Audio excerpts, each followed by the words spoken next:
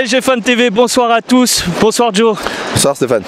Ce soir, à la clôture de la 35e journée, on fait match nul contre Guingamp. Malheureusement, il y a un record qui tombe. On n'aura pas la 18e victoire consécutive au Parc des Princes. Tu le vois ce temps là? Ouais. Tu la vois cette pluie bretonne? Ouais. Ils nous ont mis une vraie douche froide.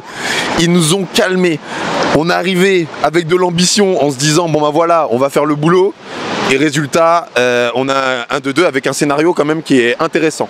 Bah, il est un peu inespéré quand même parce qu'on est mené 2-0 à la 60e minute.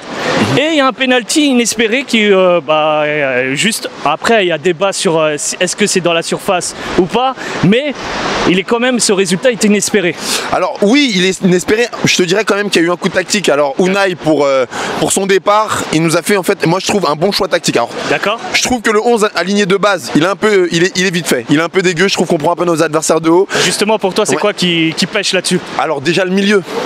Le milieu, Mota, je peux plus, il faut vraiment qu'il s'en aille.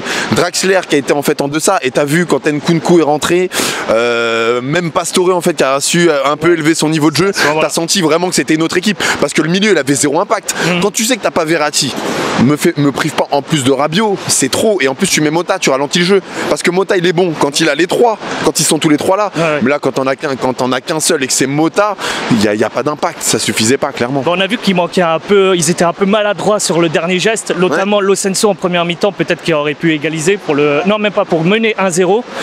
Au final, est-ce que tu trouves en première mi-temps déjà, pour résumer cette première mi-temps, on a manqué de justesse, de poignant en tout cas pour qu'on mène ce match, pour qu'on ait les patrons de cette rencontre? Alors oui, on a manqué beaucoup de justesse, mais je te dirais, ça revient en fait à ce qu'on disait. Oui, Lo Celso en fait a loupé une occasion, après c'est lui qui nous en procure beaucoup en deuxième, mais clairement c'est le milieu de terrain, enfin les défenseurs, nos défenseurs étaient acculés, c'est un truc de malade. Tu vois la possession, t'avais l'impression qu'on jouait pas chez nous. On a joué en contre pendant quasiment toute la partie. On s'est ressaisi un petit peu en deuxième, mais oui, sans milieu de terrain, ça devient compliqué. La défense centrale qui nous sauve, notamment Thiago Silva. Il était énorme. Quand j'entends des gens qui nous disent c'est pas grave si on le perd et tout, mais taisez-vous. À tous les détracteurs de Thiago Silva, s'il vous plaît, taisez-vous. C'est un patron, il est là. On peut parler de Kurzawa, on peut parler de Berchiche, on peut parler de Dani Alves, tout cela. Mais il y a un mec qui est toujours carré, propre, qui fait pas une déclaration de travers et qui est là sur le terrain, c'est Thiago Silva. Donc respectez notre capitaine, s'il vous plaît. Tu parles de Thiago Silva, je vais revenir sur Cavani, que lui aussi, il fait pas de vague.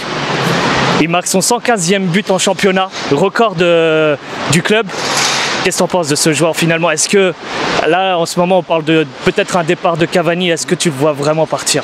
Alors, est-ce que je le vois partir? Je pense pas. Est-ce que je veux? Non plus. Mais c'est pas pour autant que je trouve que c'est le meilleur en fait à ce poste-là. Alors moi, avec Cavani, j'ai un petit souci parce que il est bon, il aime le club, donc pour ça, moi aussi, je l'aime. D'accord. Mais bon. Dans la première mi-temps, il est inexistant. La deuxième, il te met un but.